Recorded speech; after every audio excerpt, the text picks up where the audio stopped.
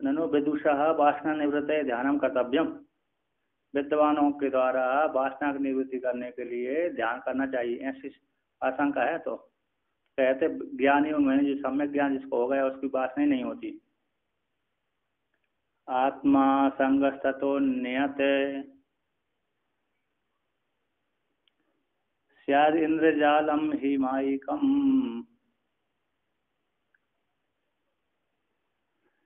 इत्याचंचल निर्णीते कुतो मनसी वासना। कहते हैं आत्मा संग है, आत्मा संग उस आत्मा से भिन्न सब कुछ कैसे इंद्रजाले के मायक है। इस प्रकार का जिसको ऐसा निश्चय है, जिससे आत्मवेदता को ऐसा निश्चय दृढ़ निश्चय है, यदि आचंचल निर्णय, यानी आचंचलम निर्णय का दृढ़ निश्चय जिसको ऐसा है, तो ऐसे उस व्यक्ति के मन में कैसे वासना उत्पन्न होगी, है क्या। कहते हैं मायिकम यावत, जो माया है, मायिकम यावत जितना भी कार्य पदार्थ है सारा माया दृश्य पदार्थ है वो मायक है ना, माया के द्वारा दिख रहा है, इंद्रजालिक है। इंद्रजालिक कहने से मिथ्या है ना, इंद्रजालिक कह देने से कैसे मिथ्या है, मायक है, माया के द्वारा दिख रहा जो कार्य है इंद्रजाल के समान है, इंद्रजालिक है। इंद्रजालिक माया के समान है, जैसे गंधर्वी मायावी पुरुष है ना, तो मंत्र के प्रभाव से दिखला देते हैं, नाटक दिखला देते, किंतु जब वो मंत्र बंद करता है तो क्या हो जाता है, वो सारा दृश्य अदृश्य हो जाता है, नष्ट हो जाता है, अतः उसी में लीन हो जाता है, मंत्रमय हो जाता है ना। तो इस प्रकार से तो इंद्रजाल के समान जो जगत है, इसी इंद्रजाल के समान जो जगत दिख रहा है वो मिथ्या है, मिथ्या रूप से ही इंद्रजाल है, अतः मिथ्या रूप से ही है वो, मिथ्या रूप स्वरूप वाला ये जगत है। तो जिस प्रकार इस प्रकार ऐसा दृढ़ निश्चय है जिस साधक के मन, जिस आत्मज्ञानी के मन में, उसको वासना नहीं होती। भभूति एवं प्रकृति के मायतम इत्या, हो इस प्रकार से प्रकृति में क्या प्राप्त हो, ब्रह्म ज्ञानी में वासना, मन में वासना न हो, उससे क्या हो, प्रकृति में क्या प्राप्त हुआ, तो इसको लेकर कहते हैं एवं नास्ति प्रसंगोपि कुतो स्याति प्रसंजनम प्रसंगो यस्य तस्यैव संकेताति प्रसंजनम। कहते एवं इस प्रकार से जिसका दृढ़ निश्चय होगा ऐसा, तो नास्ति प्रसंगो, प्रसंग आदि आत्मा, उस आत्मज्ञानी में जिसका दृढ़ निश्चय हो गया, मन में बैठा है, ऐसे ब्रह्म ज्ञानी के मन में अथवा ब्रह्म ज्ञानी को प्रसंग यानी विधि और निषेध की प्राप्ति नहीं होती। प्रसंग यानी विधि निषेध आदि जो हैं, जैसे कर्म कांडी के लिए विधि निषेध है, उसी प्रकार ब्रह्म ज्ञानी के लिए विधि निषेध नहीं है, प्रसंग नहीं है। प्रसंग यानी विधि निषेध नहीं, उसके ऊपर वेद का वेद भाग उसके ऊपर आदेश नहीं करता, विधि आदि कार्य नहीं करता और उसके ऊपर शासन नहीं करता। तो कुतो अच्छे अति प्रसन्न, जब इसके ऊपर विधि निषेध है ही नहीं, वासना है ही नहीं है, ब्रह्म ज्ञान अस्य ब्रह्म ज्ञानी में ब्रह्मवेत्ता के ऊपर, ब्रह्मवेत्ता को वासना है नहीं, पर अति प्रसक्ति कैसी प्राप्त होगी, आधा विधि निषेध की प्राप्ति कैसे होगी, और अति प्रसंग कैसा होगा।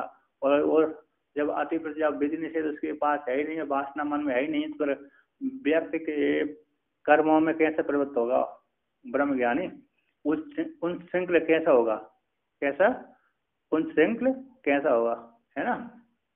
तो प्रसंगो यसे तस्यैव संकेत अति प्रसन्न, जिसको आता, जिसके जो है अपने को आत्म कर्तृत्व भोक्तृत्व मानता है, जो अपने को कर्ता भोक्ता मानता है, वो उसी को ही प्रसंग की प्राप्ति होती है, विधि निषेध की प्राप्ति होती है। और जिसने अपने को कर्ता मानता ही नहीं है, तो उसको विधि निषेध की प्राप्ति नहीं होती। कहते हैं यह प्रसंग हो, जिसका प्रसंग है उसी को ही अति प्रसक्ति की प्राप्ति की शंका होनी चाहिए, अतः उसी को प्राप्त होते हैं। तो कहते हैं कस्य तरी अति प्रसंग एवं क्वा दृष्टमिति, इस प्रकार से कहाँ पर देखा गया कि ब्रह्म ज्ञानी में अति प्रसंग की प्राप्ति नहीं होती, प्रसंग की प्राप्ति नहीं होती, विधि निषेध की प्राप्ति नहीं होती। तो कहते हैं विद्या भावान्न बालस्य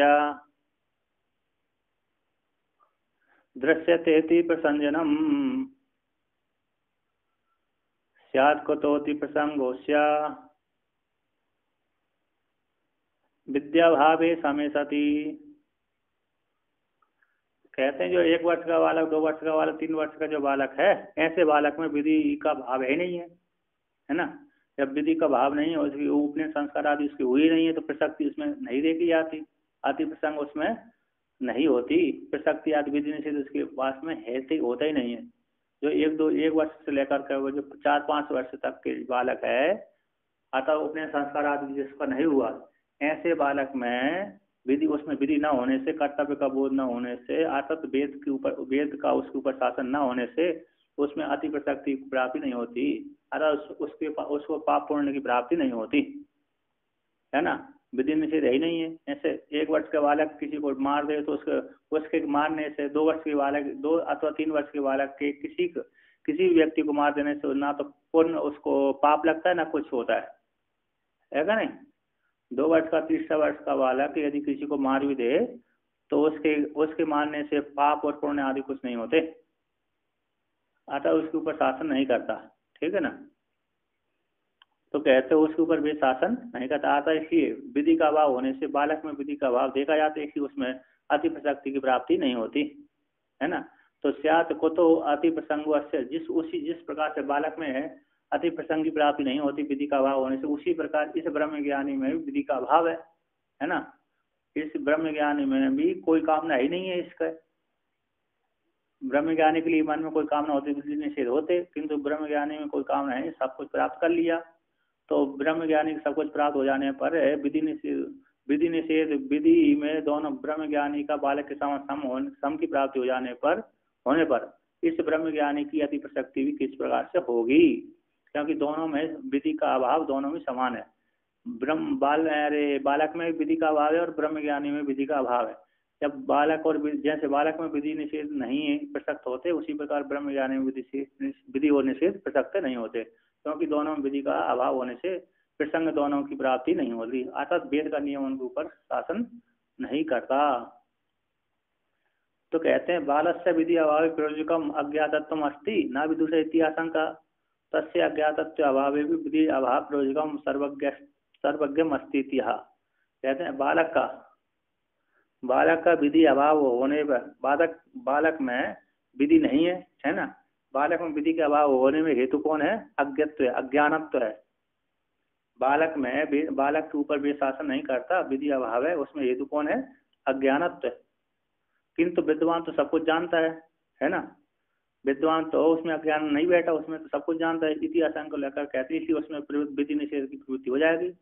कहते हैं उसमें, कहते तस्य अज्ञातत्व, उस ब्रह्म ज्ञानी में अज्ञातत्व का अभाव होने पर भी है, अज्ञातत्व से ब्रह्म ज्ञानी में अज्ञातत्व का अभाव होने, अज्ञान नहीं है ना, ज्ञानी है। अज्ञान का अभाव होने पर भी विधि का अभाव में प्रयोजक, विधि के अभाव प्रयोजक क्या है? विधि के अभाव का प्रयोजक कौन? सर्वज्ञम है, सर्वज्ञता है, अतः सब कुछ जानता है। इसी को जब सब कुछ जान लेता फिर उसके ऊपर से अरे फिर कैसे प्रवृत्त होगा वो, है ना। उसमें तो अज्ञात, बालक में तो अज्ञान था, इसलिए विधि निषेध उसमें प्रवृत्ति नहीं होती थी। किंतु ब्रह्म ज्ञानी सब कुछ जान लेता है, तो सब कुछ जान लेने के कारण विधि के अभाव का प्रयोजक कौन है? उसका सर्वज्ञान, सर्वज्ञत्व अस्ति। सर्वज्ञान ही उसमें विधि निषेध, विधि आदि की प्रवृत्ति नहीं करता वेद। अतः सब कुछ जान लिया, आत्मा को जान लिया तो सब कुछ जान लिया। जिसने आत्मा को नहीं जाना उसने किसी को नहीं जाना, है ना। जिसने आत्मा को जानना यथार्थ रूप से जान लिया, अपलोक साक्षात्कार कर लिया, उसी ने सब कुछ जाना है। और जिसने आत्मा को नहीं जाना उसने जानता हुआ भी नहीं जान पाता। कुछ कुछ जानता है, कुछ कुछ नहीं जानता, सब कुछ नहीं जान पाता। जिसने आत्मा को नहीं जाना उसने तो अन्य पदार्थों को जाना फिर भी नहीं जाना, किंतु जिसने आत्मा को जाना और अन्य पदार्थों को न जान करके भी सब कुछ जान लिया जाता है। एक मृतिका के पिंड को जान करके मृतिका के द्वारा बने गए घटपिंड आदियों को, घटादियों को सब कुछ जान लिया जाता है मृतिका रूप कारण से। मृतिका रूप कारण से उसके कार्य का ज्ञान हो जाता है। इसलिए अलग अलग देखने की जरूरत नहीं है ना। अलग अलग देखने की, जाने की जरूरत नहीं कि यहाँ पर ये ऐसा कैसा बना है, यहाँ पर क्या, सब में मृतिका ही अनुस्यूत है ना। उसी प्रकार वो सर्वज्ञ हो गया। अब उसको सर्वज्ञ है तो कोई काम है नहीं, फिर उसमें विधि निषेध की प्रवृत्ति नहीं होती, वेद नहीं करता। कहते और भी कहते हैं, न किंचित वेत्ति बालश्च न किंचित वेत्ति बालस 1 2 3 4 5 6 7 8 न किंचित वेत्ति बालश्चेत सर्वं वेत्तेव तत्त्ववित् अल्पज्ञस्यैव विदया सर्वेश्वरनान्नयोर्द्वयोः।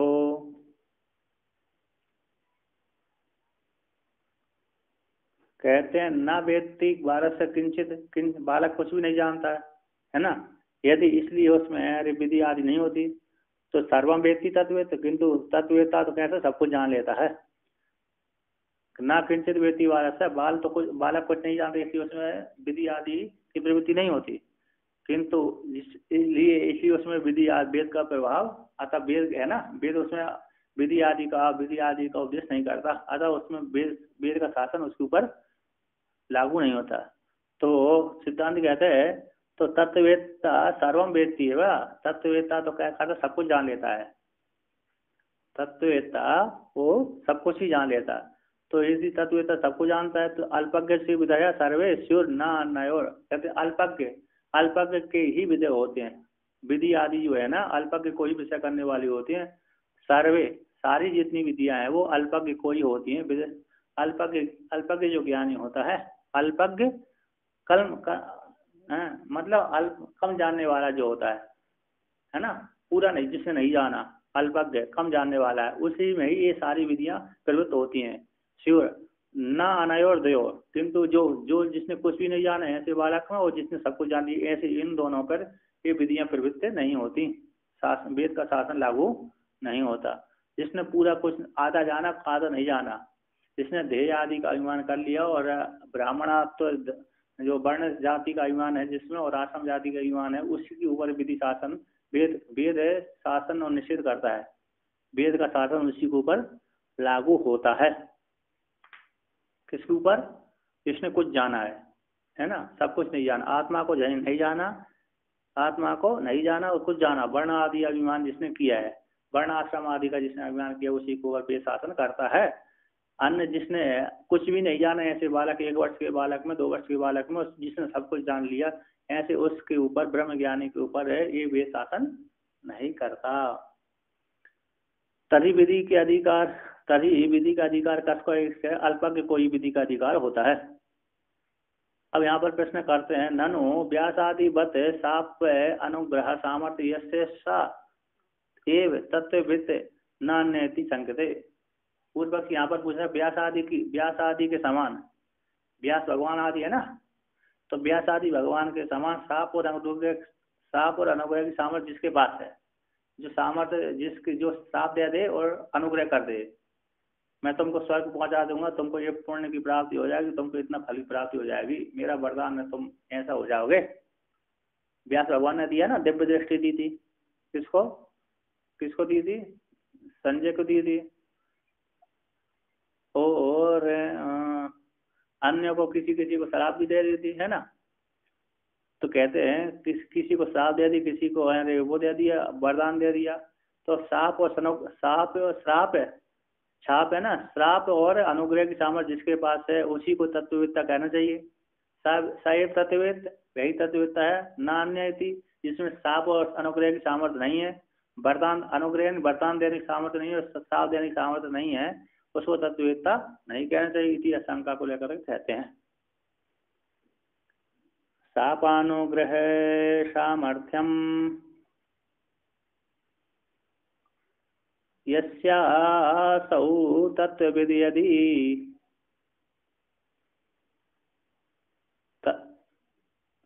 तन्नः सापादि सामर्थ्यम फलम स्यात् तपसो यतः। कहते हैं सापानु सामर्थ्य यस्य, साप और अनुग्रह की सामर्थ्य जिसके पास है, अथवा उसको तत्ववेत्ता कहते हैं। यदि आप ऐसा कहते हो तो तन्ना ठीक नहीं है, यदि पूर्व पक्षी ऐसा कहता है वो ठीक नहीं है। सापादि सामर्थ्य रूप जो फल है वह ब्रह्म ज्ञान का फल नहीं है, ब्रह्मवेत्ता का फल नहीं, वो तो तपस्या का फल है। तपस्या से ही साप और अनुग्रह आदि दिए जाते हैं। वरदान दिया। जिसने तपस्या है वो वही श्राप दे सकता है, वही वरदान दे सकता है कि नहीं? जिसने जिसने क्या किया है, जिसके पास से तपस्या का बल है वही श्राप दे सकता है, वही वरदान दे सकता है। किसी की बीमारी ठीक कर दिया, वरदान हो गया। किसी को जो परेशान कर उसको श्राप दे दिए, तुम्हारे ये नाश हो जाए। ये किसका फल है? तपस्या का फल है। तपस्या रूप हेतु से ही श्राप है और श्राप आदि की सामर्थ्य की प्राप्ति होती है। श्राप और अनुग्रह की सामर्थ्य की प्राप्ति होती है, और तपस्या का फल है। श्राप आदि सामर्थ्य का फल जो फल है वो सामर्थ्य रूप जो फल है वो तपस्या का फल है, ब्रह्म ज्ञान का फल नहीं है। ब्रह्म ज्ञान तो वस्तु को प्रकाशन करने वाला है, जैसे चक्षु इंद्रिय रूप को प्रकाशन कर देती है, उसी प्रकार ब्रह्म ज्ञान आत्मज्ञान तो सिर्फ अपने स्वरूप को प्रतिपादन कर देता है। बोध करा दे तुम निर्विशेष शुद्ध बुद्ध मुक्त स्वभाव वाले हो, कर्ता भोक्ता तुम नहीं हो। वो जो शरीर में आत्मा अभिमान किया वो ठीक है नहीं है, वो तो मिथ्या है, कृतक है ना। इस प्रकार से यहाँ पर वर्णन किया। अब आगे कहते हैं, आगे कहते हैं ननु व्यासादि हैं, ननु व्यासादीनां तत्त्वविदाम अपि शापादि सामर्थ्य दृश्यते इति आशंका तेषां न तत्व ज्ञान फलम अपि तु तप फलम इत्या।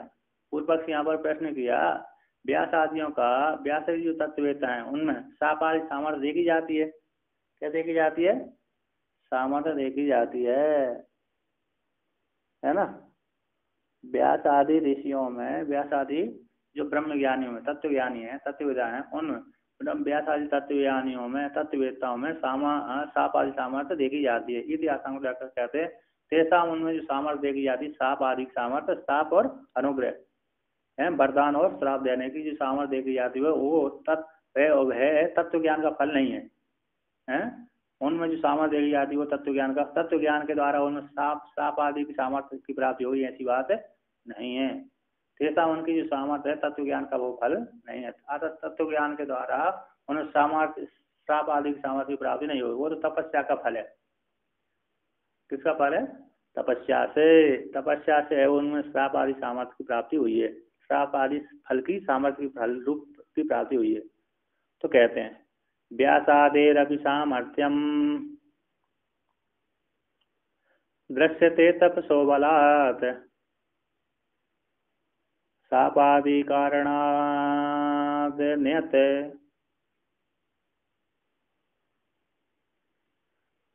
तपो ज्ञानस्य कारणम।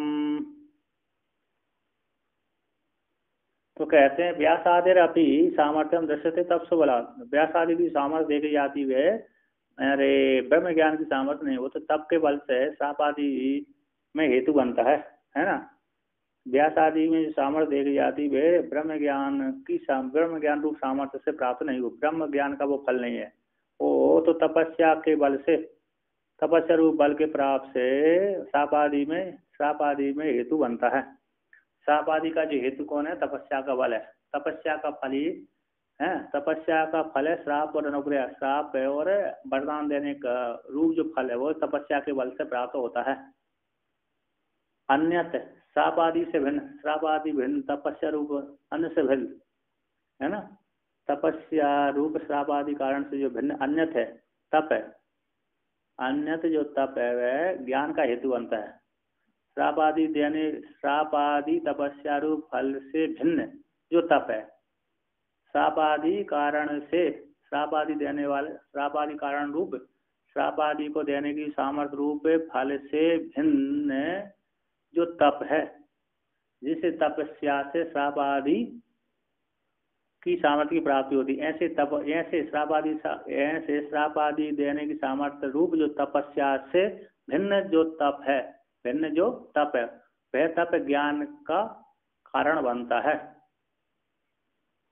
यानी ज्ञान का कारण कौन? दो प्रकार के तप होते हैं, एक तपस्या, एक सामर्थ्य, एक तपस्या होती है शाप आदि को देने की सामर्थ्य रखती है, और एक तपस्या ज्ञान को देने वाली होती है।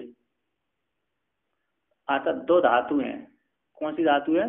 दो धातु हैं, एक तप आलोचनीय धातु है और एक तप संतापे धातु है।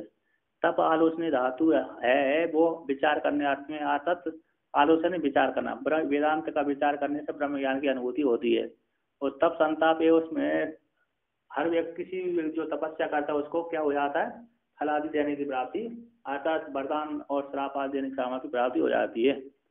तो कहते हैं श्राप आदि कारण से भिन्न तपस्या रूप बल के प्रभाव से श्राप आदि सामर्थ्य की जो प्राप्ति होती है, ऐसे श्राप आदि कारण की प्राप्ति रूप फल से भिन्न जो तपस्या है, उस तपस्या है जो तप है, यह ज्ञान का हेतु, ज्ञानस्य कारणम, ज्ञान का कारण बनता है विचार द्वारा। विचार आदि रूप जो तप है, दूसरी हो श्राप आदि देने से भिन्न जो विचार रूप जो तप है, विचार आदि रूप जो तप है ना, वो दूसरा तप है, वो ज्ञान का हेतु बनता है, ज्ञान का कारण बनता है। कारण है ना हेतु। श्रुति एक आती है किसमें, तैत्तिरीय उपनिषद में श्रुति आती है कि तपसा ब्रह्म बीज जिज्ञासस्व, तप के द्वारा ब्रह्म को जाना है। तो यहाँ पर तपस्या ब्रह्म, यहाँ पर तपस्या जो अन्य जो कहते हैं ना, अब वो कठोर तपस्या, एक हाथ एक पैर खड़े होकर के, दो पैर खड़े होकर के, है ना, अन्न जल को त्याग करके अग्नि सेवन करके जो तपस्या होती है, इससे भिन्न तपस्या दूसरी तपस्या होती है। आता वेदांत रूप तप के द्वारा है, वेदांत रूप तप के द्वारा ब्रह्म रूप विचार के द्वारा ब्रह्म को जानना चाहिए।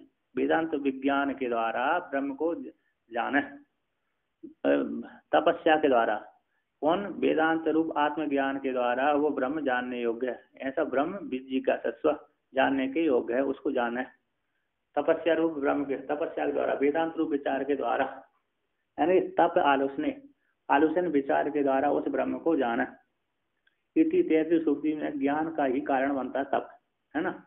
ये तैत्तिरीय श्रुति तपसा ब्रह्म बीज का सत्व इति श्रुति में, इति तैत्तिरीय श्रुति का ज्ञान का कारण कौन है, तप है ना, ज्ञान का हेतु बनता है जो तप। और दूसरा तप कौन है, वो जो एक एक दो हाथ महीना भर नहीं खाते, वो तो श्राप और वरदान देने में सहायक हेतु बनता है। तो दो प्रकार के तप हो गए, कौन से, एक तो विचार रूप तप हो गया एक, और एक श्राप आदि वरदान देने वाला तप हो गया, वरदान लेने वाला देने वाला। तो यहाँ पर ठीक आप ग्रंथकार कहते हैं, यहाँ पर व्यास आदि देवी कहते हैं ननु तरी तपसा ब्रह्म विजिज्ञासा इति श्रुते तपो रहित तत्वज्ञानम अपि न घटती आशंका सापादि कारणाद अन्य तपसा सत्वात् न एवं इत्याह। कहते ननु तरी, यदि व्यासादि सामर्थ्य तप के बल से, तप की जो व्यासादि सामर्थ्य है देखी आदि वो तप के बल से होती है, ब्रह्म ज्ञान के बल से नहीं होती, ऐसी प्राप्ति हुए। तो कहते हैं अन्य जो श्राप आदि कारण से भिन्न दूसरा जो तप है उससे वो ज्ञान का हेतु बनता है, दूसरा तप तो ज्ञान का हेतु बनता है, और जो पहला तप है वो तो श्राप आदि का हेतु बन जाता है। तो कहते हैं ननु तपसा ब्रह्म विजिज्ञासा, तप के द्वारा ब्रह्म जानने योग्य है, जानना चाहिए, तप के द्वारा ब्रह्म जानना चाहिए। इसी श्रुति तैत्तिरीय उपनिषद की श्रुति से कहते तपो रहते, तप से रहते तत्व जिसमें तपस्या नहीं है, ऐसे का तो तत्व ज्ञान भी नहीं घटेगा, है ना। जिसमें तपस्या नहीं है उसमें तत्व ज्ञान भी नहीं घटेगा। इति आशंक, तो जो पहला तपस्या कौन सी तपस्या, जिसमें अग्नि सेवन की जाती है, जिसमें भूख प्यास रह करके तपस्या की जाती है, ऐसे तप से रहित वाले का तत्व ज्ञान नहीं घटेगा। इति आशंका को लेकर कहते हैं साप आदि कारण से अन्य, साप आदि कारण का जो हेतु बनता है, ऐसे तपस्या से अन्य जो दूसरा तप है, उस दूसरे तप का सत्य होने से न एवं अर्थात ज्ञान, उसमें दूसरे तप से ज्ञान का हेतु बनता है। जो दूसरा तप विचार रूप जो तप है, विचार रूप जो तप है, उस तप के द्वारा ब्रह्म ज्ञान की प्राप्ति, ब्रह्मवेत्ता को ब्रह्म ज्ञान की प्राप्ति हो जाती है। वेदांत विचार रूप जो तप है, वेदांत विचार रूप जो तप है, उस तप के प्रभाव से उस तप से ज्ञान का हेतु बन जाता है, वो तप ज्ञान का हेतु बनता है, अतः उस तप से ब्रह्म ज्ञान की अनुभूति हो जाती है, आत्म साक्षात्कार की प्राप्ति हो जाती है। इसी दो धातु के अलग अलग अर्थ कर दिए, एक तप आलोचना, एक तप संतापित, है ना। तो दोनों के अलग अलग हेतु होते हैं, एक सापादि का सामर्थ्य रखती है, एक विचार का ज्ञान का सामर्थ्य रखती है। तो कहते हैं, अब आगे कहते हैं तभी तेषां व्यासादि नाम तत्व ज्ञानत्वं सापादि कारणत्वं च कथम दृश्यता इति आशंका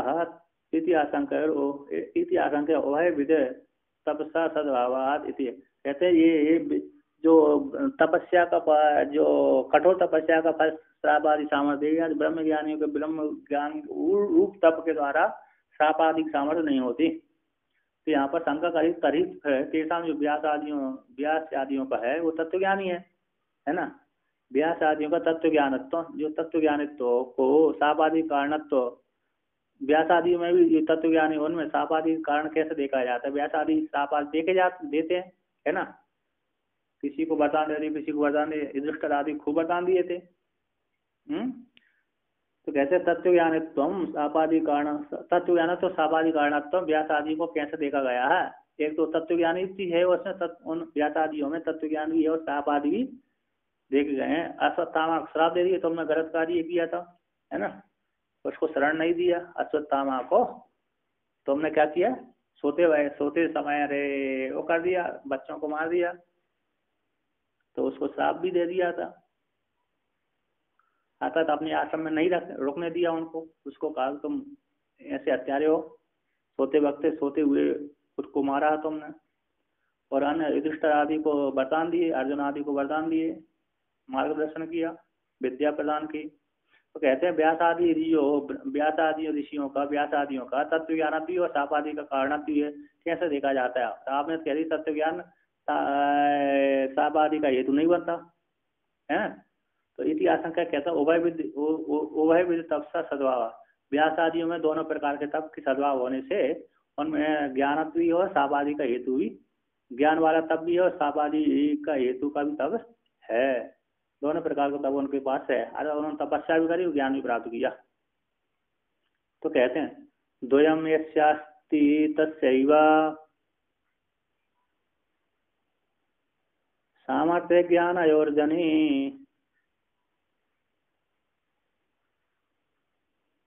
एकैकं तु ततः कुर्वन्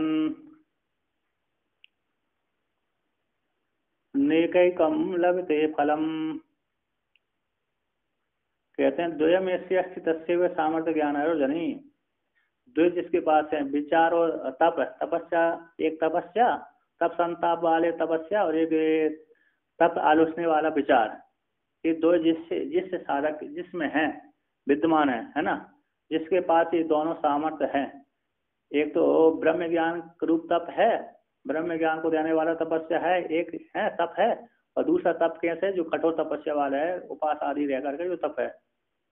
ऐसे दो अनुग्रह और सामर्थ्य दोनों, श्राप और अनुग्रह आदि की दोनों सामर्थ्य, जिसके ऐसी श्राप और अनुग्रह रूप जो सामर्थ्य एक है, और आत्मज्ञान रूप जो विचार रूप तप जो दूसरा है, ये दोनों जिस अरे ऋषि या तो ब्रह्म वेत्ता के पास है, जिसके पास है तस् उसी की सामर्थ्य ज्ञान उसमें ही उत्पन्न होता है, अर्थात उसमें ये सामर्थ्य उत्पन्न हो जाती है, उसके प्रभाव से ही क्या कर देता, साप आदि को दे देता है ना। सामर्थ्य और ज्ञान की उत्पत्ति जनयन उत्पत्ति प्रभाव, तो उसी को प्राप्त होते हैं, अतः जिसके पास है उसी के ऊपर सामर्थ्य की प्राप्ति होती है कि नहीं। किसके पास है, जिसके पास दोनों प्रकार के तपस्या है, उन्हीं के उसी में ज्ञान रूप वरदान देने की सामर्थ्य रहती है, उसी में ज्ञान देने की सामर्थ्य होती है, ज्ञान करने की सामर्थ्य उसी में भी होती है, उसी में वरदान देने की सामर्थ्य, श्राप देने की सामर्थ्य उसी में होती है। अतः जिसके पास दोनों प्रकार के तप है, विचार और तप, है ना, ये दोनों तप जिसके पास हैं उसी को ही ये ज्ञान उत्पन्न करने की और ज्ञान देने की और वरदान देने की, वरदान लेने की, है ना, श्राप देने की, श्राप देने की आदि की सामर्थ्य उसी को प्राप्त होती है। एक एकम तू तथा कुर्बान, जिसके पास एक ही की सामर्थ्य है ना, जिसके पास है एक एकम तू तथा कुर्बान एक एकम फल से, तो ये एक तपस्या से तो एक ही फल की प्राप्ति होती है, और जो कठोर तपस्या से जो सामर्थ्य की प्राप्ति होती है, श्राप नवग्रह करने की सामर्थ्य होती है, और जो ज्ञान रूप है, तप रूप जो विचार रूप जो तप है, उससे तो ज्ञान की प्राप्ति होती है। तो एक एकम तो तथा परम, एक करने वाले से तो एक ही फल की प्राप्ति होती है, एक एकम लभते परम, एक फल की प्राप्ति उसको होती है। जिसने ज्ञान किया उसमें सामर्थ्य नहीं होती, जिसने ज्ञान रूप तप विचार किया है, जिसने ज्ञान रूप तप की है, जिसने ज्ञान रूप तपस्या करी है, उसके लिए क्या नहीं होती, अरे सामर्थ्य, किसी को श्राप अनुग्रह देने की सामर्थ्य नहीं होती। यदि उसमें विद्यमान है तो वो तपस्या का फल है ना। उसमें यदि किसी को वरदान दे दिया तुम्हारा भला हो जाए, उससे आत्मज्ञान का को फल नहीं है, वो किसका फल है? अतः उसने जो साधना करी थी, संध्या बंदन आदि करी थी, उसकी सामर्थ्य का फल है वो। किंतु एक एक का स्वयं का तपस्या का अलग फल है और ब्रह्म ज्ञान का अलग फल है।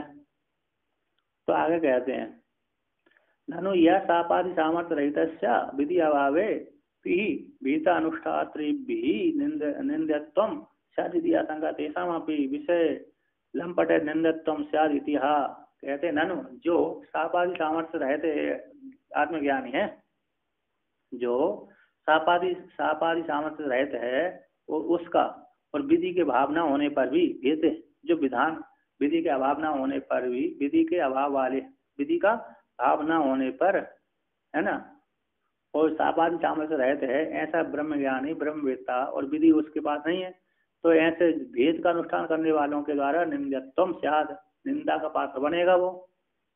एक तो कहे उसमें सापादिक सामर्थ्य नहीं है, एक तो एक दोष हो गया, और उसमें विधि नहीं, वेद के अनुकूल नहीं चल रहा, अतः वेद के ऊपर, वेद उसके ऊपर शासन नहीं करता, ये दूसरा है। ऐसे दोनों हेतु के प्राप्त हो जाने पर जो भेद का अनुष्ठान करने वाले कर्मकांडी है ना, तो जो कर्मकांडी लोगों के, जो कर्मकांडी साधकों के द्वारा, तो उपासना करने वालों साधकों के द्वारा, तो जो ब्रह्म ज्ञानी कैसे निंदा का पात्र बनेगा, निंदितम स्यात्, निंदा हो करेंगे उसको, उनके द्वारा निंदित है, ये निंदित हो जाएगा। अतः निंदा करते हैं वो लोग। देखो हम लोग कर रहे हैं, ये कर ही नहीं रहे, घूम रहे हैं निठल्ला बन करके, है ना। जैसे बाबा को बोलते हैं हट्टा कट्टा है, मांगता क्यों, खमा खाओ, है क्या नहीं।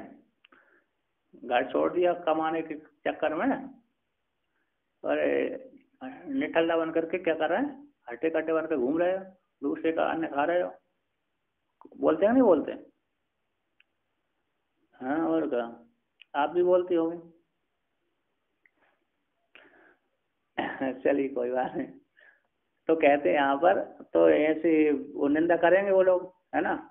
इतिहास तेषाम उनका भी, तो यह कहते हैं जो कर्मकांडियों की भी विषय लंपटों के द्वारा निंदित्व स्यात् है, तो वो उनकी भी जो विषय लंपट है ना, विषय की ओर, शरीर को आत्मा मान करके अपने विषयों में भोग करते रहते हैं, इंद्रिय का सुख भोगते रहते हैं, उनके द्वारा वो जो कर्मकांडी भी उनके द्वारा निंदित होते हैं।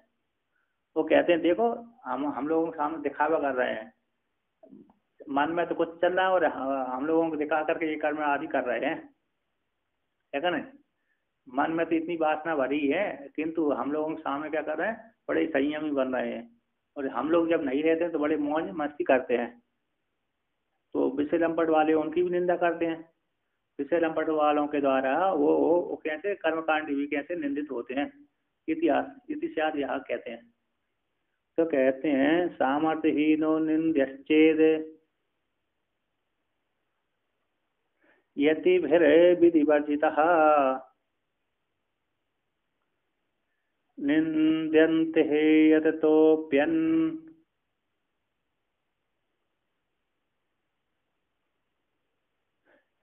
यैरनिशं भोगलंपटैः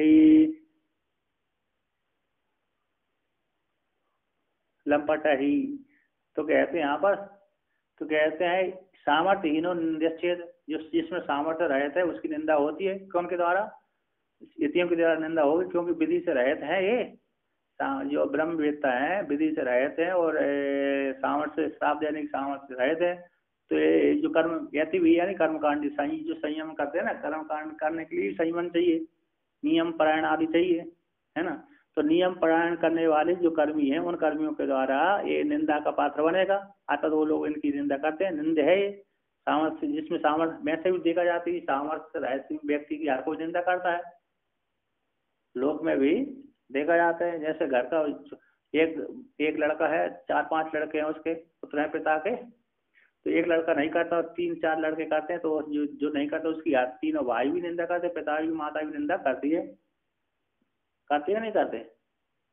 करते ही है, देखा ही जाता लोग में। उसी प्रकार सामर्थ्य इनकी निंदा होती है, और उसी प्रकार यति हुई लोग भी जो ब्रह्मवेत्ता की निंदा करेंगे, ब्रह्मवेत्ता भी निंदा का पात्र बनेगा। किनके द्वारा? यतियों के द्वारा, क्योंकि विधि से रहित होने से और सामर्थ्य से रहित होने के कारण।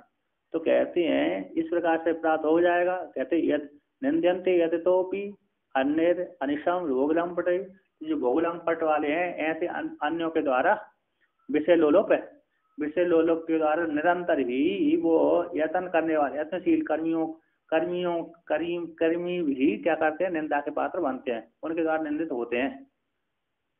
उनके द्वारा भोगलंपटों के द्वारा निरंतर वो भी यही निंदा के पात्र, उनके बीच में जाएंगे कर्मकांडी लोग, यदि उनके बीच में जाएंगे, किसके बीच में, जो भोगलंपट वाले हैं, विषय लोलोप वाले पुरुषों के बीच में, मजाक करने वाले हैं, धूर्त लोगों के बीच में यदि गए, धूर्त लोगों के बीच में गए तो कहेंगे वो भी उनकी कर्मकांडियों की निंदा करते हैं। धूर्त है ना, भोगलंपट है ना, धूर्त लोगों के है ना, अतः जो कर्म आदि नहीं करते है ना, और बोलते हैं देखो हम लोगों के सामने श्रेष्ठ बन रहा है, हमको कनिष्ठ बना रहा है, छुआछूत मान रहा है कि नहीं, छुआछूत मान रहा है, अन्य अन्य ऐसे दोष लगाते हैं उनमें। तो कहते हैं, अब कहते हैं आगे, कहते एते भी भोग तुष्टार्थम विषयान संपादेयोर इति आशंका तथा तेषाम एतत्तम इति अभिप्रायण उपहासति।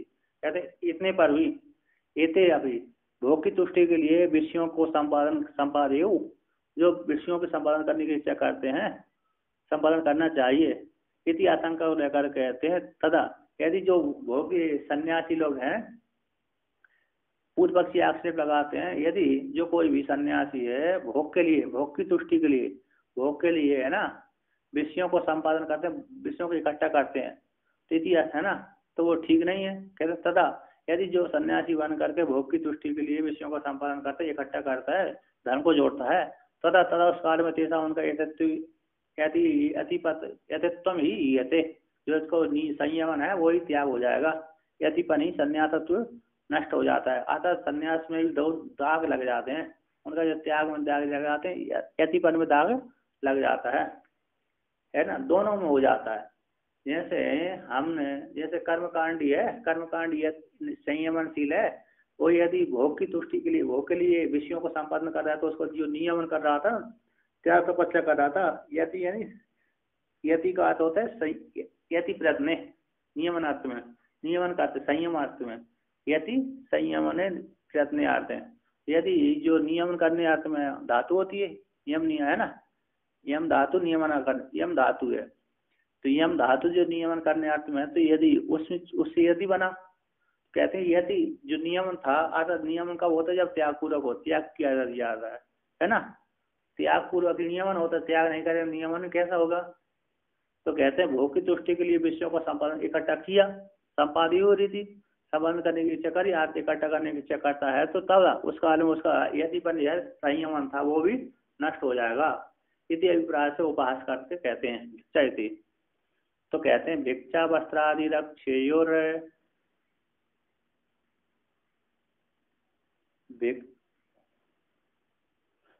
यद्येते भोग तुष्टये अहो यतित्वम एतेषां वैराग्य भरमंतरम।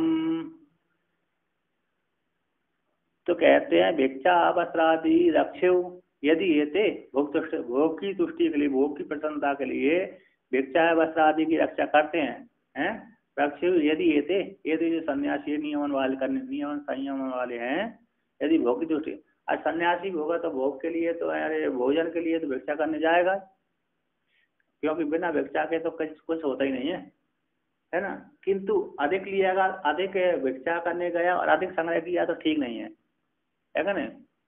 भिक्षा करने के लिए आएगा तो कोई बात, भिक्षा लाने में, भिक्षा के लिए जाने में कोई दोष नहीं है, अतः साथ में लागू किया, क्योंकि बिना भिक्षा किए व्यक्ति सन्यासी रह नहीं सकता, अतः प्राण के धर्म है, कोई भी व्यक्ति भोजन किए बिना रह नहीं सकता, कोई भी प्राणी भोजन किए रह ही नहीं सकता। प्राण के धर्म है कि भोजन करना, खाना पीना प्राण के धर्म है, तो भोजन खाए पिए बिना नहीं रह सकते, इसी भिक्षा आदि के लिए सन्यासी जाता है।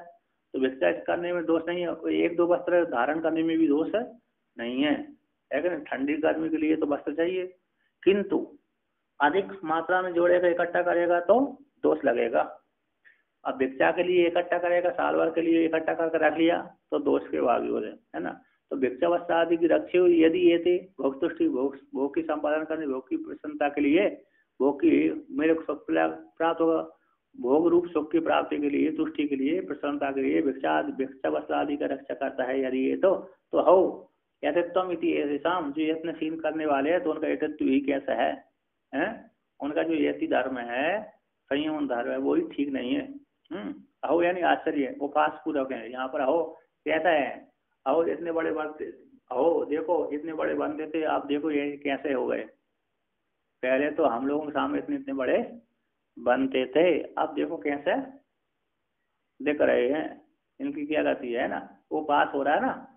पहले तो अपना इतना दिखावा करते थे, अब इनकी स्थिति तो ऐसी है ना। पहले तो क्या करते थे, अपने हमारे सामने ऐसा ऐसा करते, दिखावा करते थे, ऐसा करते थे। अब देखो इनकी हाल ऐसी क्या पोजीशन है। तो क्या है, वो पास है ना उनका। तो कहते हैं यदि यदि भिक्षा वस्त्र आदि की रक्षा करता है भोग दृष्टि के लिए, तो हो इनका अतित्व धर्म बताओ कैसा यति धर्म है, हैं? तो इति तुम इति शाम वैराग्य वर्ण आता, इनका जो वैराग्य है सब वैराग्य बोझ से, यति धर्म है, यति धर्म है वैराग्य के बोझ से दब गया। वैराग्य मात्र बोझ को ढोने वाले हैं। इनका जो यति धर्म कैसा है, वैराग्य भर मंत्रम, वैराग्य मात्र बोझ को ढोने वाला इनका यति धर्म अकेला रहा, अर्थात संपूर्ण वैराग्य से रहित हो गए। संपूर्ण वैराग्य विधुरम, वैराग्य भर मंत्रम कर दिया। संपूर्ण वैराग्य विधुरम, संपूर्ण वैराग्य से वो रहित हो गए। सिर्फ वस्त्र को धारण करने वाले यति बचे। ऐसे बहुत से देखे नहीं है, बहुत से देखे कि भजन पूजन आदि संयम आदि नहीं कर, सब वस्त्र धारण कर लिए, बस साधु बन गए, है कि नहीं। तो वस्त्र धारण करने से उनको भोजन आदि मिल जाता है? वस्त्र धारण करने से भोजन आदि तो मिल ही जाता है। तो उनका जो यति धर्म कैसा है, वो सब है बाहर ढोने के लिए, वैराग से रहित होकर के सिर्फ खाने पीने के लिए उनका यति बना है। इस प्रकार से वर्णन करते हैं। आगे कहते हैं कहते हैं ना,